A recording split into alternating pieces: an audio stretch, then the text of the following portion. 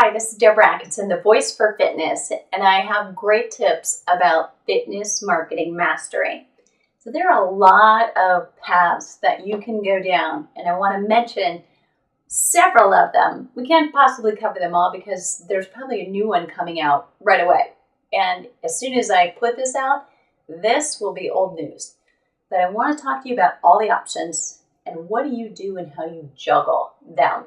Because you're like the inner circle on the wheel, and the spokes leading into it, leading to you, are like fingers. And you need more fingers drawing in so you can reach customers who like Facebook, who like Twitter.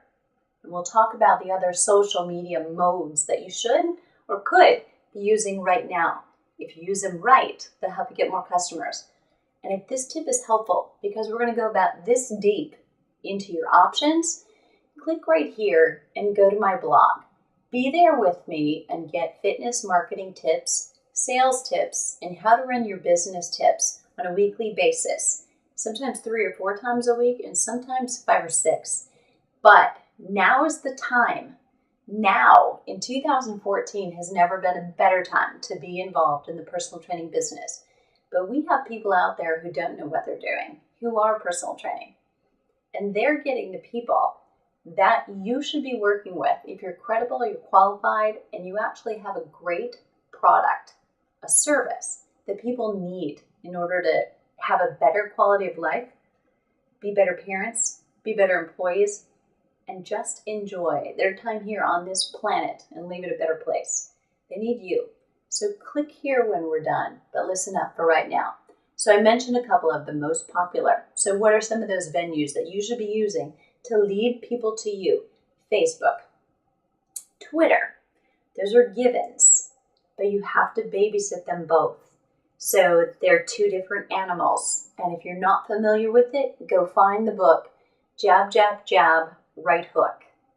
And Gary, can't pronounce his last name, starts with a V, has published it. And it's a great resource for anyone in business today who uses social media. And that is anyone in business today. So check them out and figure out what is the way I need to use Facebook. How do I differently use effectively Twitter? How do I use Pinterest? How do I use Instagram? And knowing who your target market is and which one of those they're on and which one they're not. For instance, one of the largest growing markets on Facebook is women that are probably 45 to 65. And my mother's best friend, Faye, is on Facebook. Faye happens to be 84. So she's regularly posting. Regular for her means every couple of weeks. And she's usually late, but she's there. So take note, because the people right now who are 58, 59, and 60, they're not going to get off of it when they're 70 and they're 80. They're going to be there. So keep it in mind. You're going to have to grow with them. And yes, maybe there will be a new one. But do you know how many of those people are still buying Pac-Man games? A lot. So Instagram, who's there? It's trendy. Most people are dabbling in it. Not very many people are using it wisely. Know the difference between, oh, we got a lot of likes, we got a lot of shares, we've got people sharing on our Instagram. Can you make money with Instagram? That's the question. If you're just friending people and having a good time, it doesn't matter. But if you're in business, to be in business, you need to know the difference. So if you're not sure, remember the resource. I'm right here. So there's Instagram, there's Pinterest, there is YouTube, and eternally it's going to be valuable for you. So Google and YouTube are like this. The more you post to YouTube, the more Google likes you. The more you take those YouTube videos and post them on your website or post them to Google Plus, or you post them on Facebook, or you link them in Twitter, the more Google likes you. The more Google juice, the more customers. The more traffic. When somebody types in a program or a problem that your program solves, the more often you come up. Email. You need to be sending out e-letters to your current customers and to the friends that they're going to share it with. So be thinking about how you write in order to reach that one person at a time that's reading your letter.